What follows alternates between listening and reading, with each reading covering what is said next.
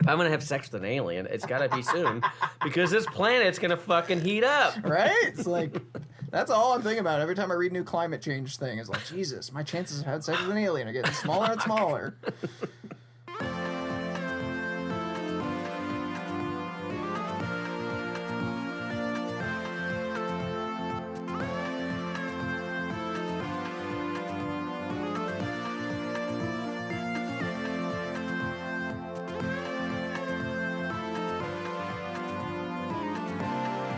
Hello and welcome to Drunken Philosophy. My name is Connor Holmes, a.k.a. the Midwestern Pepper Snake, a.k.a. Billy Backflips, a.k.a. Get Off My Lawn. Come on, kids. I know you're just trying to get your ball back, but get out of here. I'm Daniel. My big scary dog's going to kill you. I have no nicknames.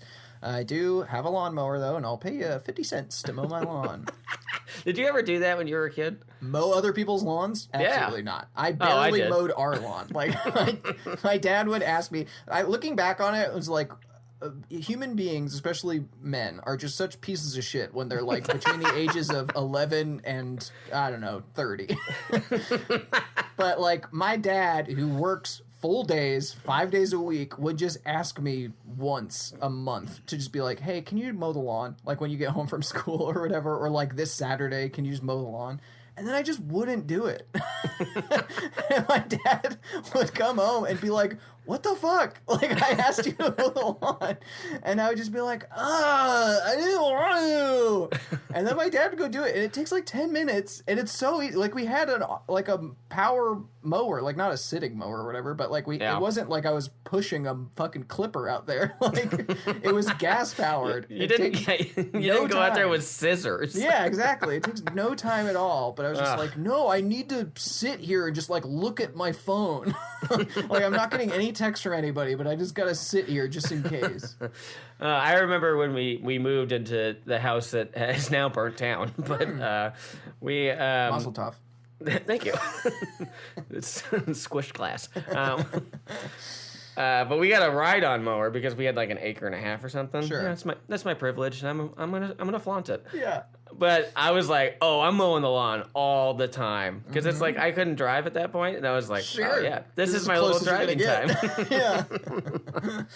Welcome into this podcast about mowing lawns. It's called Drunken Philosophy. It's a deceptive title. Yeah, we really should change it to Lawn Boys. We should, but we like to pull the old bait and switch where we get a lot of people who are just, for the first time, going in the iTunes store and searching philosophy. Maybe you're a college student, and we fucking tricked you. And now you have to listen to a full 40 minutes of us just talk about lawns. And go mow that lawn for your frickin' dad. Come on! No, obviously this is a podcast about philosophy where we talk about philosophy, have a few drinks. Sometimes we do it in reverse. Sometimes we have a few drinks, and then we talk about philosophy. I don't know. This week we're doing it the other way. We're going to see how it goes. Connor, what's going on? I forgot how to do this podcast. Yeah, for those of you who don't know, I mean, you haven't heard this a million times, Dan just came back from Italy, and we don't know how to do a podcast anymore. I don't know how to do it. What are you drinking? I am drinking a black raspberry wild basin boozy sparkling water. Wow, that's a mouthful. Oscar Blues. I know, right? What the fuck? I can't believe how many words I just said. That's the most I've ever talked on this podcast. I just won the freaking oral language fair. Did you guys have one of those at your elementary school, oral language fairs? No, but we did have the presidential fitness test. Yeah, that's a very different thing. Oh, I'm just talking about the things I like. Oral language fair was like a thing that we did at our elementary school, and I just thought it was like a universal thing, like a spelling bee. And then I got older, and I started saying oral language fair out loud, and people were like, what the fuck are those words? But it was just a thing where like kids would like memorize poems or like Yeah, no, we did memorize that. like speeches or whatever and say them in front of the class, and then if you were the best in your class, you got to say it in front of the school or fucking whatever. But 90% of kids would just memorize a Shel Silverstein poem. Oh, dude, absolutely. I remember the one that I did. Yeah, like you got to hear 20 different kids do Falling Up over and over and over again. Yeah, that's the one I did, unfortunately. And the one kid who like forgets halfway through, and it's like, come on, man, you just heard like 6 other people say this. Like, how do you not know sick day backwards and forwards at this point? Anyways, so I am drinking a homebrewed vodka soda once again. LaCroix. Did we ever decide as a nation how we're pronouncing this? La Croix? LaCroix? Really? That's what we're landing on? No, I think everybody landed on LaCroix, but I think it's actually pronounced LaCroix. I think that's what it is. I think it's like, it's technically pronounced LaCroix, but like even in France, they call it LaCroix. Like no one's actually sticking with this. This is a lemon, naturally essenced, so they just waved a lemon near this water at some point. And it is mixed with a gorgeous vintage of Kirkland brand vodka. Which, if you didn't know, is actually what Grey Goose is. That's what people say, and it's technically true, kind of. I mean, it's basically Kirkland bought the distillery in France. It's not like... Yeah. They're just like, it's not like there's a tank that says vodka on it. It's pouring into two different bottles. One is Kirkland, one is Grey Goose. But it is quality. It's just as good, if not better, than most of your other leading brands. And damn, is it cheap. Yeah. Which is why I bought it for my wedding. Once you get out of a plastic bottle, it doesn't matter. Vodka's flavorless, odorless. Yeah. Who cares? Hey, here's how you make a good vodka. Put it in the freezer, idiot. Get it cold. You won't be able to taste it.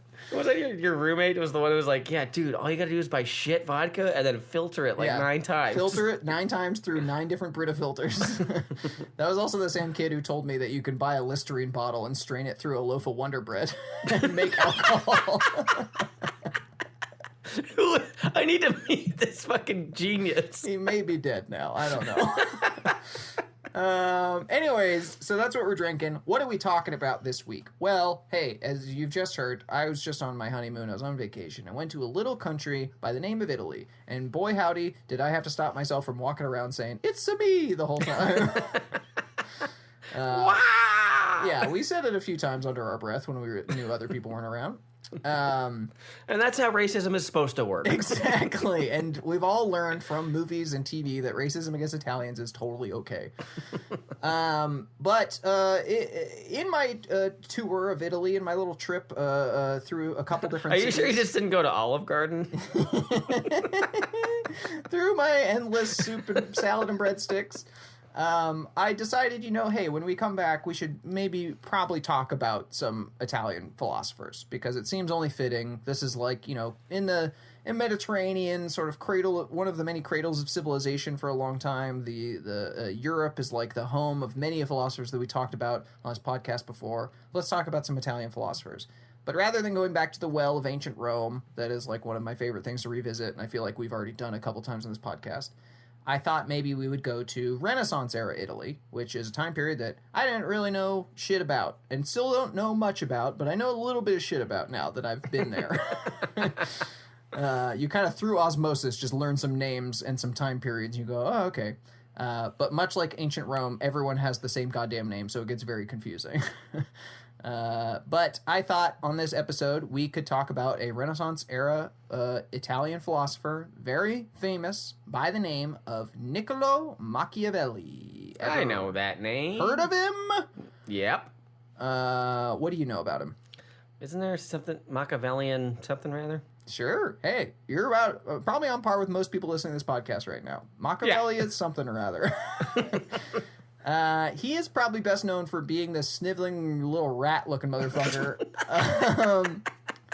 That's what he's best known for. I mean, if you Google him, you're like, oh, yeah, that rat-faced motherfucker. But no, he is best known for writing a little book called The Prince, or Il Principe. And that book contained all of his thoughts on political philosophy.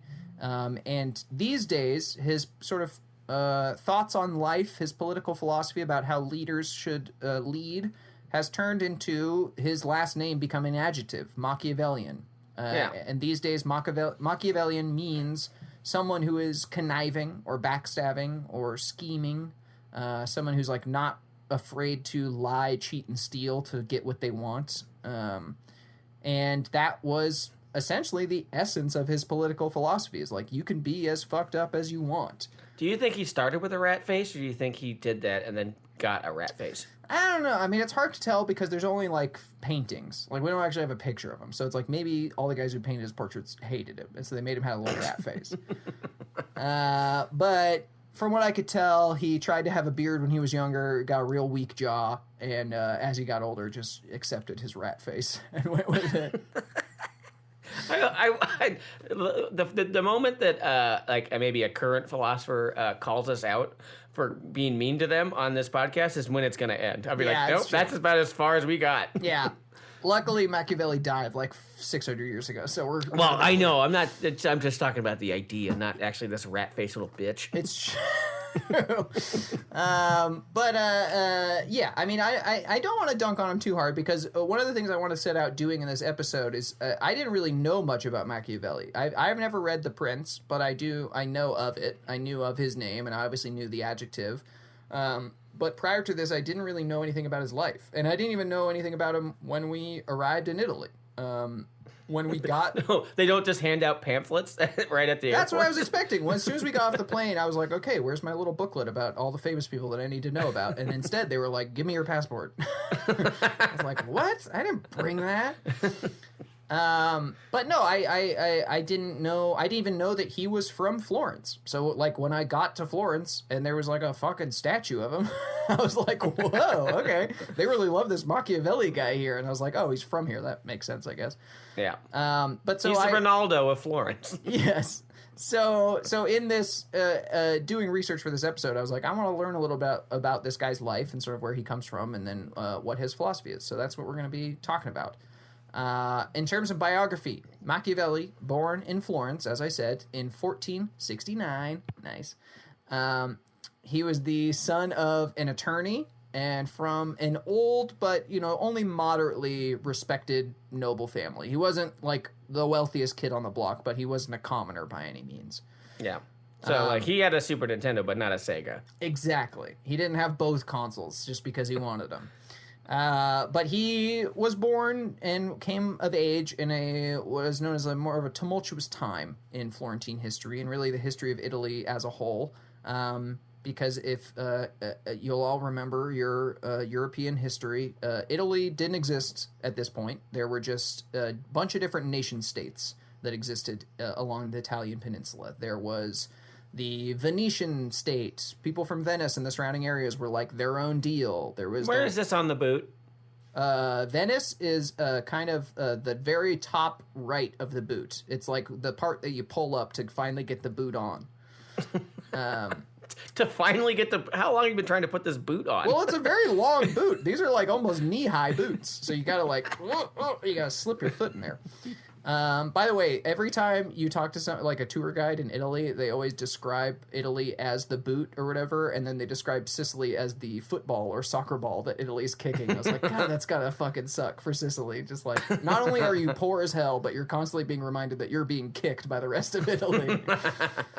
Yeah, there was just a bunch of different nation states. There was the Venetians, there was like the fucking Milanese up by Milan, which is like also up north. Then there was the Florentines. They had the Florentine Republic, which is kind of the center. Then you have Rome and the papal states around the Vatican, which are controlled by the Pope and the Catholic Church. So it's just all these different little states, and they were constantly warring with each other. Plus, France and Spain were always coming into Italy and trying to take shit over. Yeah. So it's just this very tumultuous time where leaders are constantly changing. Like the person who's in charge this week may not be around next week or whatever. There's also a lot of these guys called condottieri, which literally means contractors in Italian, but they were essentially mercenary captains. I was literally about to say, like, were they hitmen? Yes, yeah. But instead of being just hitmen, they were like generals that you would hire to lead an army of mercenaries. Because an important thing to remember about this time that I often forget is the idea of, like, let's say you're France, and you're the king of France or whatever. Your name's... Oh, thank God. Yeah. I really wanted that part. Your name's Louis. And you're like, okay, I'm France. I'm the king of France. I want to go to war with Austria, or I want to go to war with some guy in Italy or some guy in Spain or whatever. You don't go to your people and say like, hey, go fight a war for me. Citizens didn't fight for countries because countries didn't exist. You had empires. You had your king or whatever. So if a king wanted to fight a war, he would take some of his money and he would go out and say, hey, I'm going to pay you money. Go fight this war for me.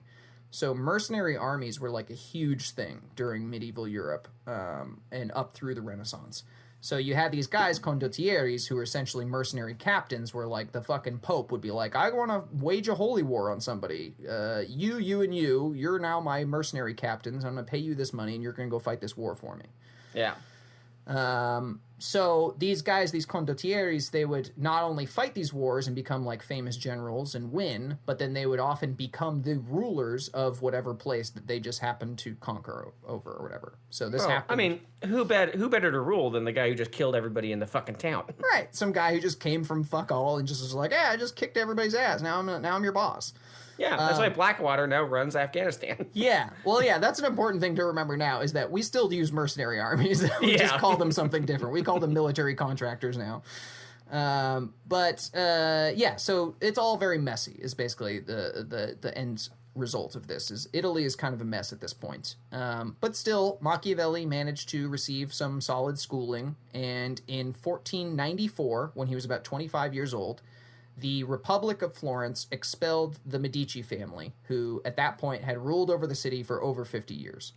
The Medicis are an old banking family in Italy that at some point in the 1400s rose to be prominent enough, had enough power and money, where they just took over all of Florence.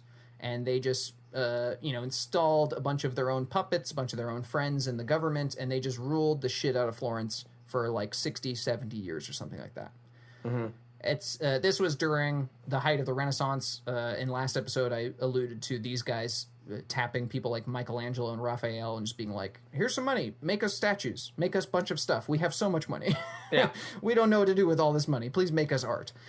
But so those guys, after about 70 years, they sort of fell out of power. Their banking industry, they neglected it for a little while, and Florence was able to expel the Medicis and say, we're going to bring back the republic, legit republic, and we're going to rule ourselves for a while. So when that happens, Machiavelli gets a job as a secretary in the Florentine government, and he starts to work his way up through the ranks. By the early 1500s, he's being sent on diplomatic missions to the Papal States, down where the Pope is, to the French and Spanish royal courts, and he's getting to witness firsthand how these major world leaders make maneuvers to control and expand their empires. Yeah. And at this By the way, I feel exactly how you probably felt with a tour guide saying the same stuff to you. Yeah, where it's just like, okay, bunch of names, bunch of places. Okay. I'm trying to keep all this in place.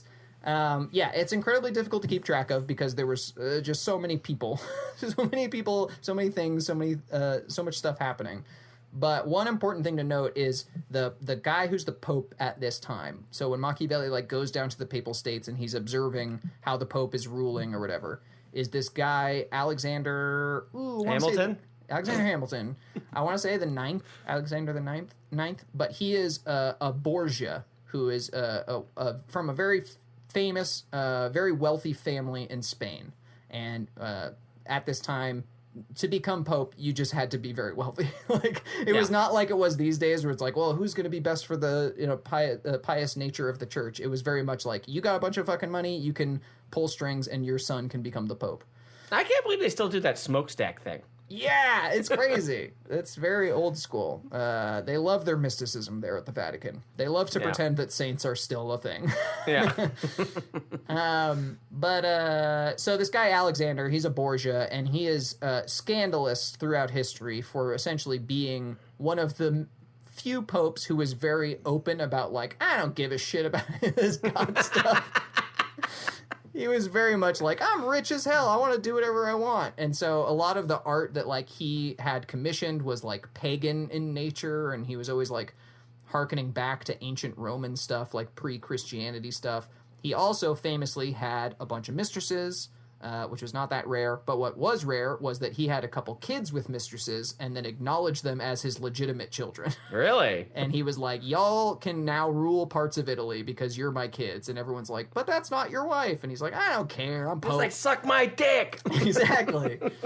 So one of his kids becomes this duke in somewhere in Italy or whatever. And so when Machiavelli's in the Papal States, he's witnessing the sort of ruthless nature of this Pope and his son, who are essentially seizing power for the Papal States in different parts of Italy. And that becomes very influential for his political philosophy going forward.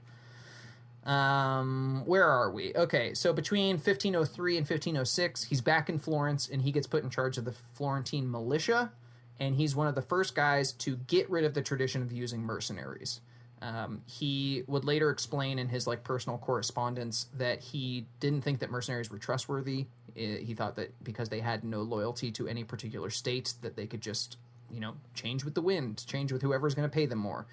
Also, I was thinking, like, when you talk, it's an abstract thing of like, oh, mercenaries. But when you actually think about who these people were, they were probably fucking psychopaths. Just totally. Like, I like to kill, and if you want me to kill something, I'll do it, but you got to pay me. Well, it's like, yeah, it's a mixture of those people, and then also just like, I don't know, a bunch of fucking people from like the Rhineland who are like, yeah, I came down here and make some money so I can go back to my family. Like, I don't give a shit. Like, who? Like, I don't care who's in charge of Florence. Like, I don't give a fuck. Like, I'm trying to make $50 so that I can go back home. So he gets rid of mercenaries and he starts raising his own militia of citizens, and it turned out to be successful for Florence, and they I think waged war against Pisa and then took over Pisa at some point during like 1509 or something like that. That's why the tower's fallen over. Yeah, he kicked it really fucking hard. So Machiavelli's career, unfortunately, political career, was cut short in 1512. Let's see, how old is he at this point? When I say he was born, 1469. So I guess not that short. He's like in his 40s at this point. Maybe 30s. I can't do math. Nope, 40s. So in 1512, the Medici family comes back to Florence and regains control of it. Basically, the people who had been running Florence for like the last 15 years didn't do a great job protecting themselves from people like the Medicis, and they were also backed by the Pope at that time, who was a Medici himself. Oh. So, shortly thereafter, Machiavelli is imprisoned and tortured because they believe that he is conspiring against the Medici family, probably because he just worked with the previous government. The form of torture that he was done to him, I believe, is called the rope or the corta, where you are hung by your arms behind your back, so your arms have to support your entire body weight. Oh my fucking god! Your shoulders are dislocated. Oh my god! Yeah, that is horrible. So he gets that done to him, but he insists the entire time. He's like, "No, I wasn't fucking conspiring against anybody." And so they keep him in prison for like a few weeks, and then they let him go.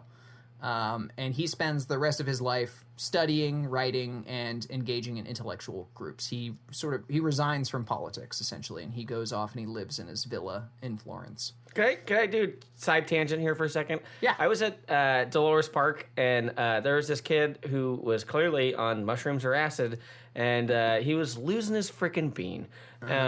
And he was disrupting people, and somebody eventually laid this dude out, which is horrible. But but then about 45 cops come and put him in handcuffs, and I was just like, dude, that is the last thing I want to be in when I am on mushrooms. Oh, yeah. Fucking handcuffs. Not having control over your limbs. Yeah.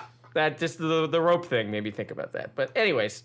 I've always had a weird thing. I think that's partially because like my shoulders have been always like kind of fucked up, and every once in a while I just like get it into my head where like I need to pop my shoulders. Like I just like I feel this tension in my shoulders, like I just need to release it somehow. And so I have this distinct fear of being in a straitjacket because I know that I won't be able to pop my shoulders. And I feel like of anything that would drive me insane. Or just like, oh, I can't be comfortable. I am gonna lose my goddamn mind. Welcome to the fear-based corner. Yeah, it's great. So he's imprisoned, and then he's let go, and then he goes and he retires to his villa. But he's clearly, like, one of the many things about Machiavelli is, of his writings that have survived, the things that scholars like the most is his personal correspondence, because there's a lot of it. This dude wrote a bunch of letters to a lot of different people. And it contains a lot of his thoughts about different things, as well as like his personal thoughts. And it's clear from his personal correspondence that he was severely bummed that he was no longer involved in politics. Like, it was one of the things that he was very good at and enjoyed doing, and then he sort of had to spend the rest of his life outside of it. But so he would write a lot of letters to his friends that were still politically engaged and politically connected, and sort of advise them or just gossip with them about a bunch of other shit. But it's during this time that he writes his most famous book, which is The Prince. And that's sort of what he spends the rest of his life doing, is sort of formulating his political philosophy and putting it down on paper. Yeah. And So, I then mean, what else are you going to do if you can't get into politics? Just write about them. Write about it. Just looking at you, MSNBC. And then he died in 1527 at the age of 58, so not super old. And he is buried That's pretty old for that time. I guess so, yeah. I mean, well, one thing... Hey, here's the thing I learned on this frickin' trip. Yes, some people did die kind of young, but like a Michelangelo type, he lived to be 79 or some shit. Like, he was old as hell. So I think it was possible to be that old, but it's like they didn't have science. So, like, Raphael died when he was like 33 because it's like, oh, he got sick and like no one knew what it was. It's like, fuck. That just would happen. Like, he just got like a really bad fever and then his brain just melted and no one knew what happened. I mean, that still happens today. Like, I don't have health insurance. And if I died at 33, it'd be like, why did he die? It's like, I don't know. He never went to the doctor. He refused to go get a flu shot. But yeah, he is buried in St. Croce in Florence church, where I went and I saw his gosh dang tomb. And he has this very ostentatious inscription on his tomb where it's something in Latin that roughly translates to like, oh, how can a eulogy be written for such great a name, or something like this guy's so fucking dope. How could you even say anything about him? So, okay, that's his life. But what was he actually writing about? As I said, his most famous work is The Prince, or Il Principe, and is often lauded as being the first modern book, because it's written in a structure that would be very familiar to us. It's broken down to a bunch of different sections. Each section addresses like a different thing in order. It's very logical. First one is the Sorcerer's Stone, then the next one after that. It was also written in vernacular Italian as opposed to Latin, which was kind of revolutionary for the time. The only other popular book at that time that had been written like that was Dante's Inferno. And prior to this, like, you have to remember, a lot of the other philosophers we talk about are post-Renaissance. We're talking like 1700s, 1800s. So their treatises are written in this very structured modern way that we fully understand. But before this, medieval books were like, I don't know, written crazy. Like, they're insane. These books are crazy. But anyways, so The Prince is often like looked at as like, oh, this is like one of the first times like a guy wrote a book that we recognize as being a book, like laid out like a nonfiction novel that we would understand. Yeah. But it's structured into different sections, and each section deals with a different type of state and how one should act in order to conquer or control that state. The book deals primarily with princedoms or principalities, which are essentially like monarchies, like if you, a state that is ruled by one figurehead, as opposed to a republic, because he had already written another book that is called the Discourses on Livy, which was a full breakdown of the Roman Republic that included like a bunch of his thoughts on how republics work or how to control republics and how all that kind of stuff. So he was like, I did that. This is my book about princes. And he very quickly in the first like chapter or two gets rid of this idea of talking about inherited princedoms, the idea that like your dad was the king and then you became the king and then your son will become the next king. He says, in general, these shouldn't be too difficult to rule. Like you shouldn't need my advice for this shit. Because if you have an inherited system for ruling, the people should inherently already worship you. Yeah, respect you and be like, oh yeah, of course. His dad was the king and now he's the king. I don't know anything. I'm a fucking farmer. So he kind of eschews that away very quickly, and he spends the bulk of the rest of the book talking about new princedoms. And there are many different types of new princedoms. There are conquered kingdoms. Conquered kingdoms, he talks about one being easier than the other. A type of conquered kingdom that is easy to conquer is one that has one central ruler, and that's it. So like an empire. And he talks about Alexander the Great going and taking over Darius the Third's empire in Persia. And he was saying, like, that was easy because it was literally Darius the Third was like the figurehead. So if you defeat his army and get rid of him, now you're in control of Persia. It's much more difficult to take over a place like France during the medieval era because you have the king, certainly at the center, but then you have all these other dukes who are in charge of their own little areas. So, like, if you take out the king, then you gotta fucking go around to each little duchy and be like, come on, I'm the new king. You gotta respect me. And please. So please. So you're saying, like, it's just so much easier if you're just going to... If you're gonna conquer someplace, make it a place that only has one dude and then kill that dude. Is basically what he's saying. And then in terms of conquering free states, places that have no single ruler, places that are republics or some other form of statehood, he says you have three options. You can destroy them. You can install colonies there. You can essentially live there, like set up places for your kingdom to be established there. Or let them rule themselves and set up like a little puppet government. And Machiavelli suggests destroying them as pretty much the only good option, because if you leave them alive and leave them to rule themselves in any form, you're just setting yourself up for further down the line. They're going to come bite you in the ass. And this you gotta wash that tushy. You gotta wash your little butt. But this is probably the first indication of Machiavelli's overarching philosophy, which is like ruthlessness. Yeah, I was about to say, this guy doesn't give a fuck. Yeah. But then he moves on into moving on from conquered and inherited princedoms to whole new princedoms. You're not taking over control from anybody else. You're seizing it for yourself. Well, where is that going to be? What do you mean? Like, where is there a place in medieval fucking Europe that there's not some fucking douchebag running around with his fucking dick out? Right. I mean, part of it could be you're rising up from a republic, essentially. So, like, you live in a free state or whatever. Like, you're a Julius Caesar type. Or, like, okay, I live in the Roman Republic, but, like, I kind of want it to be more like a Roman just me in charge and everybody else shut the fuck up. So, how do I go about doing that? And Machiavelli says that there are three ways that you can do it. You can do it through wealth. And he, you know, his prime example of this is obviously watching the Borgias, watching the Pope and his son, where it's like they were just rich as fuck and they just did whatever they wanted. Like they just didn't give a shit. And so if you accumulate enough wealth, you can buy your way into success and buy your way into the highest offices in the land. You can do it through crime, which is essentially just like not giving a shit about any of the laws and seizing power. Or you can do it through election of your fellow citizens, where, you know, you become elected out of the republic to become the dictator, to become the executive leader. Yeah. But however you do it, you gotta be ruthless. Machiavelli advises rulers not to be afraid of lying or killing or suppressing all opposition by any means necessary in order to take power. Once you have power, however, freedoms and benefits should be given out to the people, but slowly. Don't give them too much, because then they'll be like, oh, this guy's a fucking pushover. We can take him over. You gotta, like, ease him out a little bit. You're gonna be like, sure, yeah, you can have a little newspaper. You can have a little freedom of speech. Sure. I'm not so bad. Oh, yeah, see, taxes. I'm gonna lower taxes a little bit, but, like, not so much. And basically saying that leaders should not be afraid of being called evil or cheap or mean. As they don't have to be loved, just as long as they're not hated. Like, as long as you're not hated to the point where you think someone's gonna try to kill you. Yeah. And that's fine. But also, he advises getting your own army, because you'll never be safe until you can raise your own army. Mercenaries suck, and that's like a overarching theme for him. Yeah. Fuck mercenaries. Do you think this guy has trust issues? Maybe, yeah. I think he may have trust issues. It may have something to do with being hung by his arms. I was about to say, I was like, oh, man.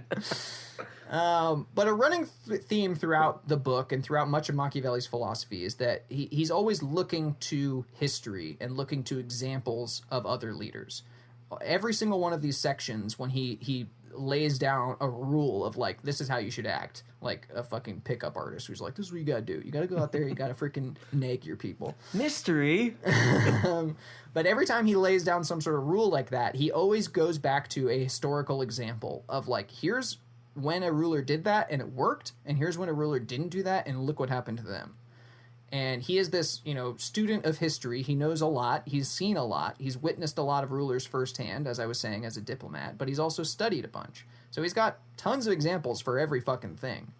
And one of the overarching themes of his philosophy is that he hated that religion had sort of worked its way into politics so much. Religion and these certain forms of Aristotelian philosophy where people would think that they had to live by ideals and principles and things, whereas like, oh, as long as I rule by this guiding principle, then everything will be fine, or as long as I act in this certain way, then everything will be okay. And he was like, in reality, it's about the actual things that you do and the consequences of those actions. That's the most important thing. So he wanted to reground politics in the brutal reality that he saw in the world. So he's like, it doesn't fucking matter if you think you're a nice guy. Like, what matters is that you get to gain control of stuff. Because once you're in control, then yes, you can do all the things that you want to do. You can do all the nice things that you want to do for your people. But until then, like, it doesn't, what you believe doesn't fucking matter. I just don't get the whole power thing. I don't want to be in power. Fuck that. Right? It's like I know, for two beta cooks like us, it's really a bad philosophy. It's just like it goes back to like the people who should be cops are the ones who don't want to be cops. Right? Totally. Yeah, because I mean, obviously Machiavellian philosophy has been influential for a really long time, and it has been influential, you could say, in like positive and negative ways. Because, you know, he does give guidelines for, you know, how balance of power can work in a republic and stuff like that, and how you can keep people in check and make sure that, you know, you're not ending up with a brutal dictator or whatever. But at the same time, he's giving personal advice of like, you can be brutal as fuck. Yeah. Which a lot of people read into and they go, oh, that's right. Like, I should do whatever I can to get to the place that I want to be. And a lot of people have read into Machiavelli the wrong way and taken the wrong lessons from him. But also, maybe he was a sniveling little rat guy, and like maybe he was trying to teach you the wrong lessons. Fucking rat-faced bitch. So it's hard to tell. So he believed that the physical reality of the world, the consequences of your actions is what really mattered. And it didn't matter if you lied or cheated or killed or broke some eternal, like, quote-unquote law, as long as the real consequences of your actions ended up for the better. And for Machiavelli, the better meant order. And I think, for me, that makes sense coming out of the sort of, like, world that he was living in at the time, where, like, he grew up in this era of chaos in terms of governmental rule, where it was just, like, little principalities just, like, constantly fighting with each other and gaining control over one another. And he's like, you know what we need? We need a guy who's just, like, gonna fucking roll through here and take control over everything. Yeah, and stop all this shit and make us safe, daddy. Exactly, yeah. Like, I think he would be fully on board with the idea of, like, a benevolent dictator. Yeah. Which is a very tricky thing, but was also a thing that a lot of thinkers were fully on board with for like a really long time. Like up until the American Revolution, people were like, "Oh, it'd be so cool if we had a benevolent dictator." It's like, you know, it's still dictator. Like it's still the word dictator is still in there. But so he saw, you know, through his lifetime, he saw plenty of rulers rise and fall and make all sorts of different mistakes. And in this ruthless era of medieval Europe, I think, you know, that formed his philosophy. That's why this book seems incredibly ruthless to us, but you have to remember when it was written and, you know, the time and place in which it was written. Yeah. I mean, I get it. It's still fucking crazy, but yeah. Yeah, it still sucks. It's still definitely, like, not the lessons that I would want to take if I wouldn't want my leaders to take these lessons and roll with them. But how do they feel now about him in where's he from? From Florence? Florence, yeah. I mean, they have statues of him, but it's they still got statues of him. I mean, so the thing is, in the latter part of his life, when he like retired from politics and stuff, he wrote a bunch of other stuff too. He wrote plays and he wrote comedies and stuff. So I think he's remembered as... How is this guy writing comedies? Maybe they're very dark. I don't know. But no, he's remembered and revered as an amazing writer, which he is. Like he was incredibly intelligent and incredibly learned and a great writer for his time period. And prolific too, with the amount of stuff that he was writing and the amount of stuff that he was doing involved with the government and everything. But I think there is always still like that thing of like, oh, but you know, we don't all agree with his philosophy. Yeah, like we don't agree with every famous person from our town. Yeah, it's like Confederate statues. It's like, hey, I mean, that was a different thing, man. I mean, sure. This is part of our history now. Time. But no, I think they should take those statues down and probably leave the Machiavelli ones up. He didn't have any slaves, as far as I know. Oh, I'm sure he probably did. But yeah, he probably did. They were probably called serfs, and it was legal. Okay. But that's going to do it for Machiavelli. At some point, it would be interesting to maybe go through his discourses on Livy and hear his thoughts on republics and stuff. When I skimmed it, it seemed like a lot of more of like a historical text, where he's like he was discussing the historical text written by this guy Livy about the Roman Republic. I was like, this might be more history than it is philosophy, but yeah, I'll look into it. I think it would be interesting because he's influenced a lot of politicians and thinkers throughout history, including some of the founding fathers. Like John Adams was apparently a big fan of Machiavelli, which is weird because John Adams is such like an ineffectual, pudgy weirdo. But I love that we dunk on fucking historical people on this podcast who can't defend themselves. Yeah, come after me, King. All right, that's gonna do it for this episode, though. So, you got anything you want to plug? I don't think so. I mean, no. Okay, you don't have to. I don't want to. Okay, I don't want to either. Okay, you can fucking whatever. End it then. Okay, you end it. Okay, I love you. Bye. Bye.